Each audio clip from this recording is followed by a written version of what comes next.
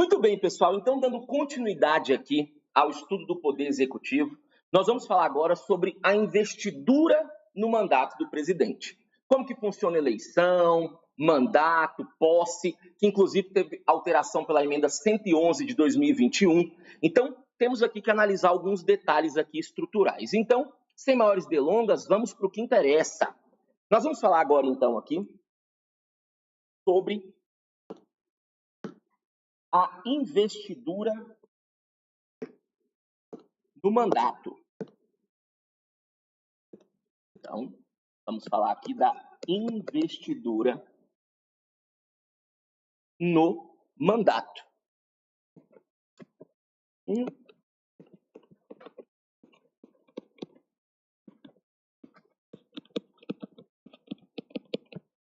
E aí, pessoal, para que o indivíduo, então, ele possa exercer a função de presidente, por tratar-se de um cargo eletivo, obviamente ele tem que cumprir alguns requisitos de elegibilidade. Então, antes de falarmos da eleição, nós temos que saber primeiro quais os requisitos para que o indivíduo seja eleito presidente. Então, vejam.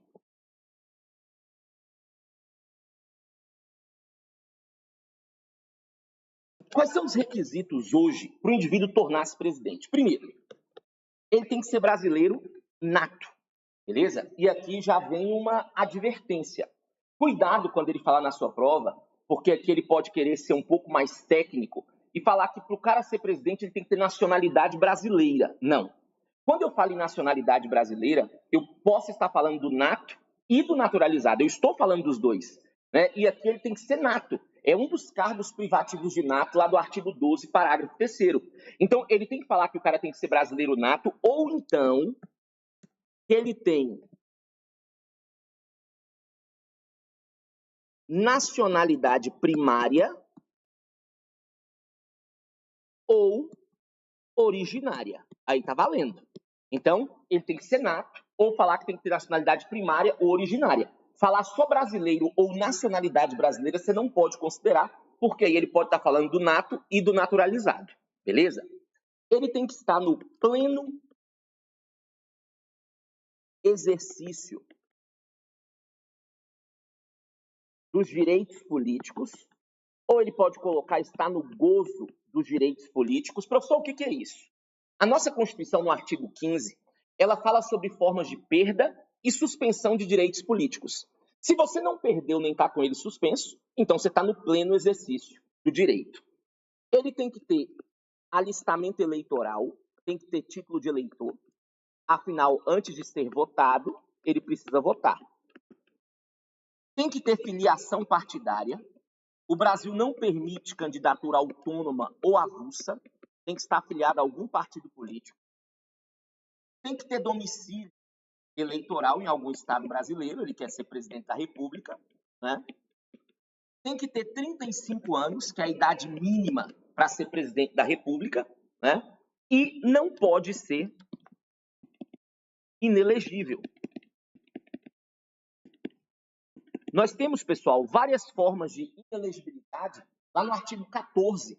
Por exemplo, você tem inelegibilidade por motivos funcionais, por motivo de casamento ou parentesco, pela condição de militar. Então, você não pode ter nenhuma das formas de inelegibilidade previstas aqui, beleza? Tanto na Constituição quanto por lei complementar, que o 14, parágrafo 9, fala que lei complementar pode fixar outros casos de inelegibilidade.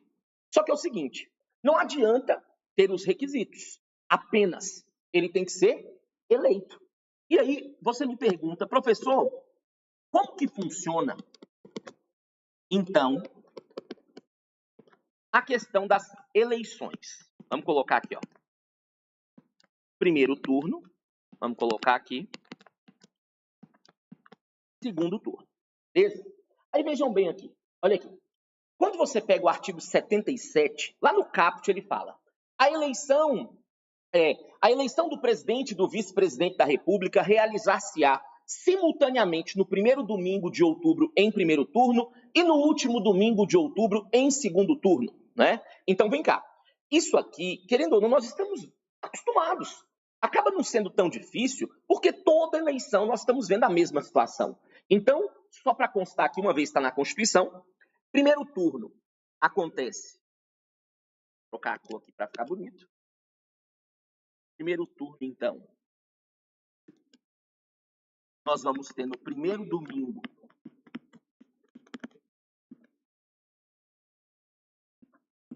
de outubro, segundo turno no último domingo de outubro. Beleza? Só que aqui tem alguns detalhes que aí nós vamos precisar tomar um certo cuidado.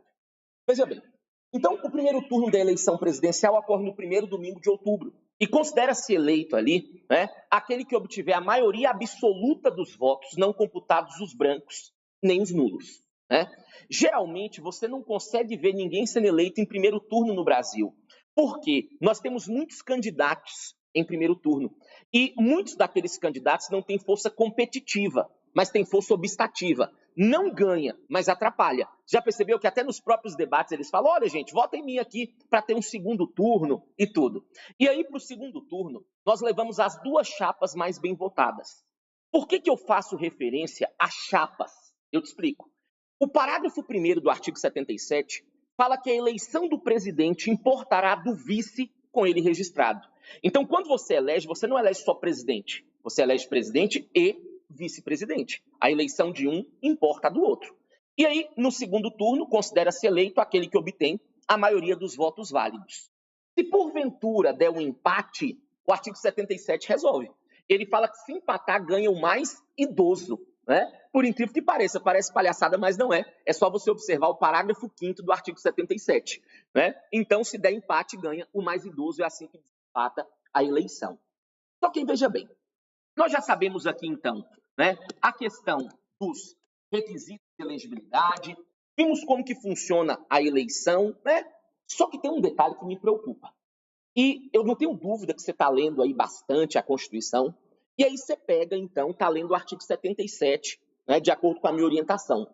E aí, quando você pega o parágrafo 3º, ele fala bem assim, se nenhum candidato obtiver a maioria absoluta na primeira votação, far-se-á uma nova eleição em até 20 dias após a proclamação do primeiro resultado. Peraí. Far-se-á uma nova eleição em até 20 dias após a proclamação do primeiro resultado. Cuidado aqui. Nós acabamos de analisar no caput do artigo 77, ele falando que o segundo turno ia acontecer quando? No último domingo de outubro. Um pouquinho abaixo, no parágrafo 3º, ele falou até 20 dias. Se ele fala 20 dias sem a preposição até, ok, ia bater no último domingo. Agora, até 20 dias fica muito subjetivo, não fica? Professor, isso aí está contraditório. Em cima ele fala uma coisa, embaixo ele fala outra. Como assim? Vou te explicar.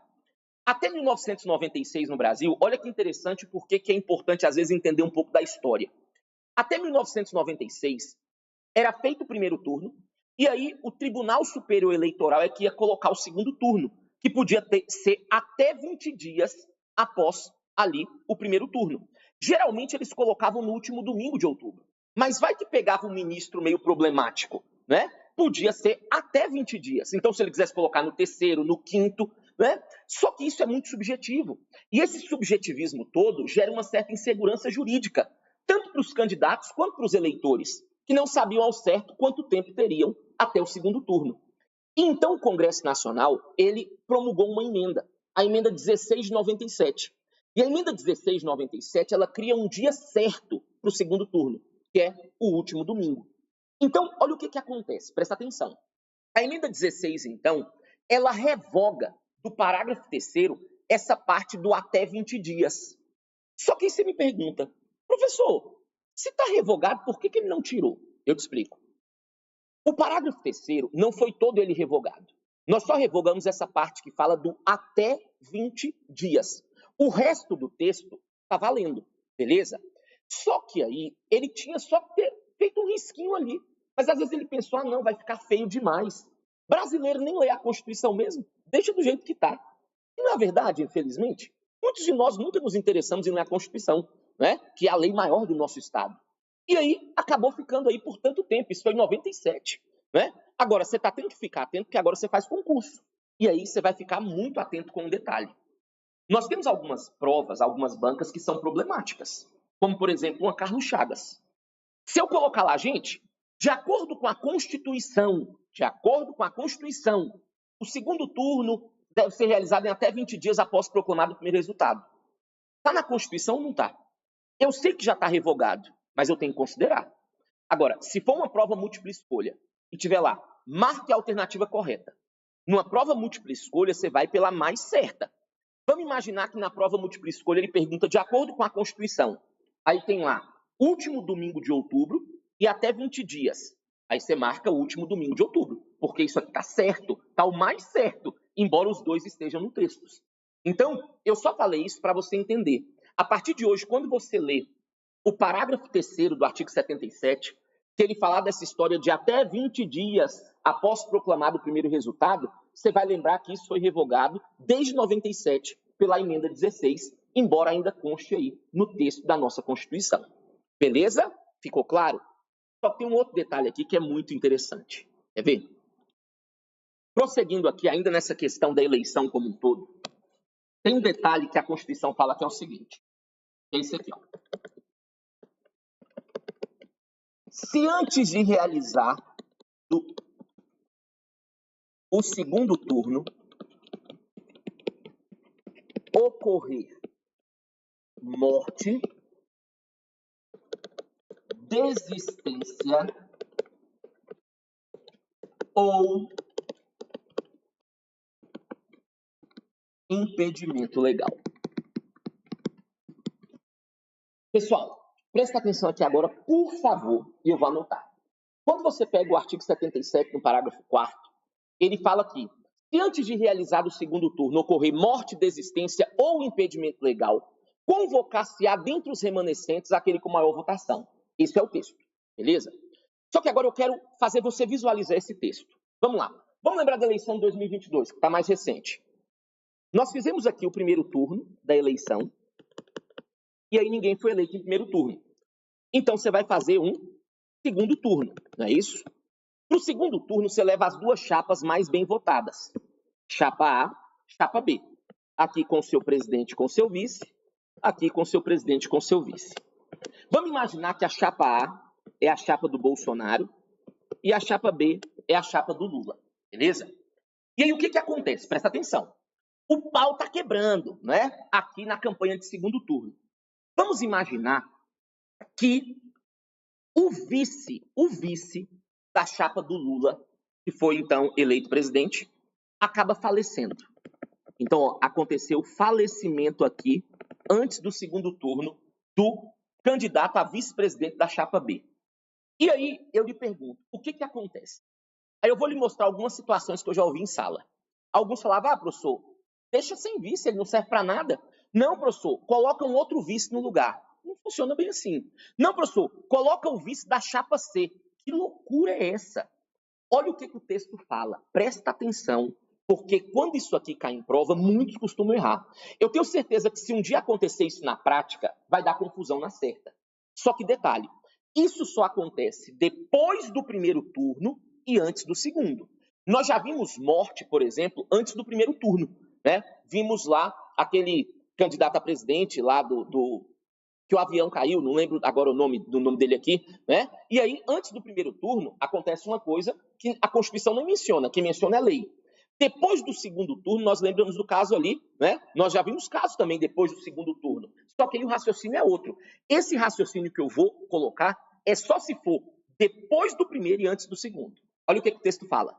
Se antes de realizar o segundo turno, é porque o primeiro já aconteceu, ocorrer morte, desistência ou impedimento legal, seja com o candidato a presidente ou a vice, beleza?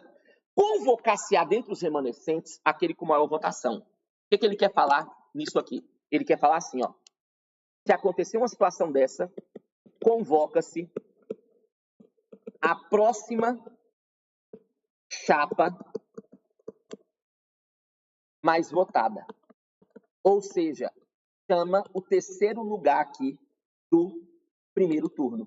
Então, vamos imaginar que faltando 5 dias para o segundo turno, aconteceu a morte do candidato a vice-presidente aqui da chapa de Lula.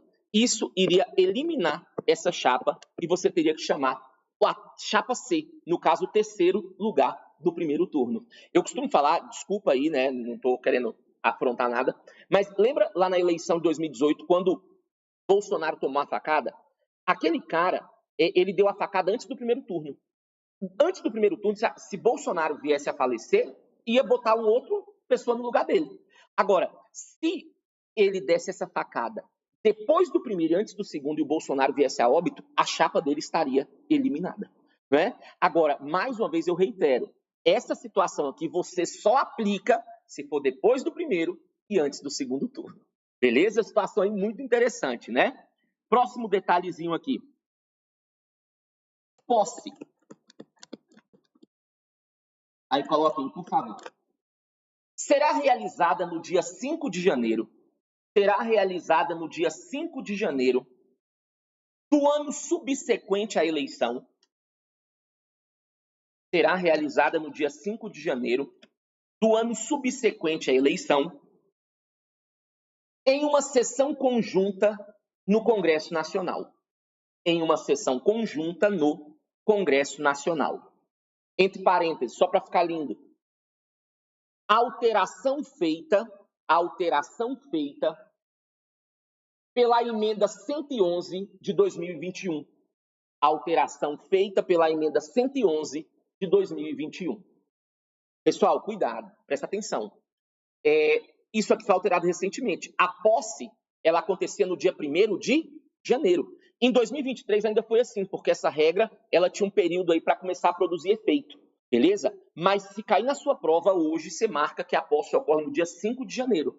Né? Era dia 1º de janeiro, agora foi para o dia 5 de janeiro, beleza? Isso foi alterado com a emenda 111, certo? E o presidente e o vice, eles tomam posse perante o Congresso, por quê? Querendo ou não, ali nós temos os representantes do povo, né? Os congressistas. Então, perante os representantes do povo, é que a Constituição fala que eles vão assinar o termo de posse, o qual eles vão se comprometer que serão fiéis à Constituição, às leis, às instituições democráticas e ao povo brasileiro. Ok? Observação. Coloquem assim. Se decorridos 10 dias, da data fixada para a posse, se decorridos 10 dias da data fixada para a posse, o presidente ou o vice não tomarem posse,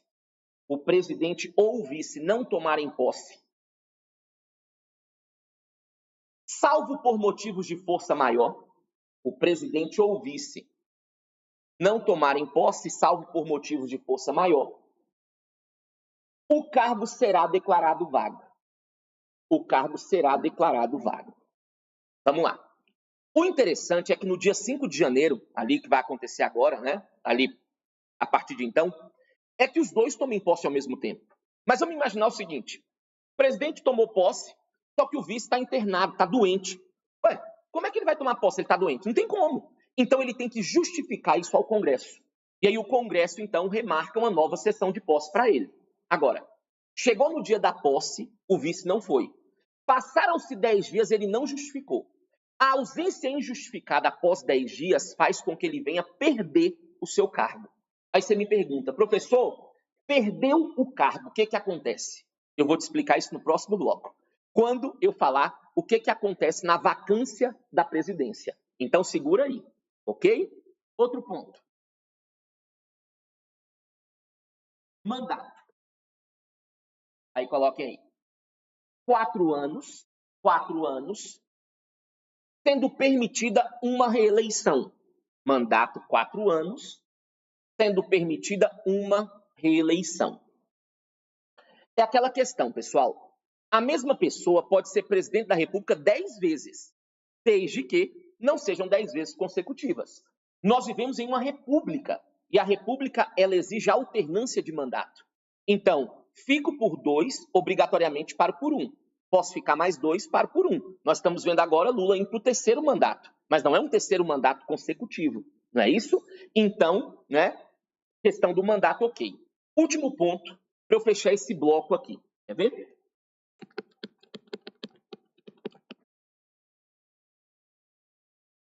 A ausência do país. Aí coloquem assim, por favor. A ausência do país. O presidente e o vice-presidente da República, o presidente e o vice-presidente da República não podem se ausentar do país,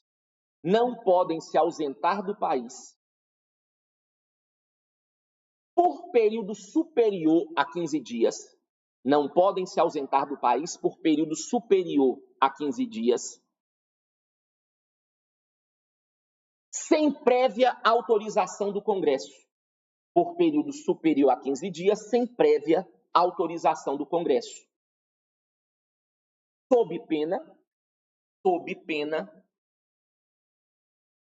de perda do cargo. Sob pena de perda do cargo. Então, vem cá, pessoal.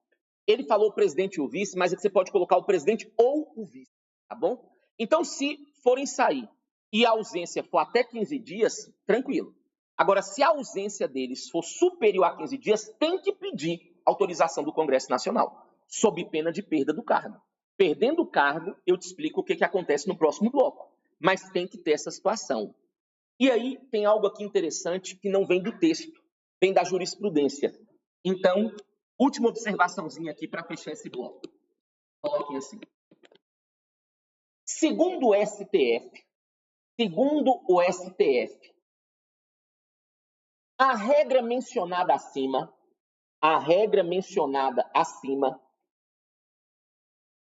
é de observância obrigatória.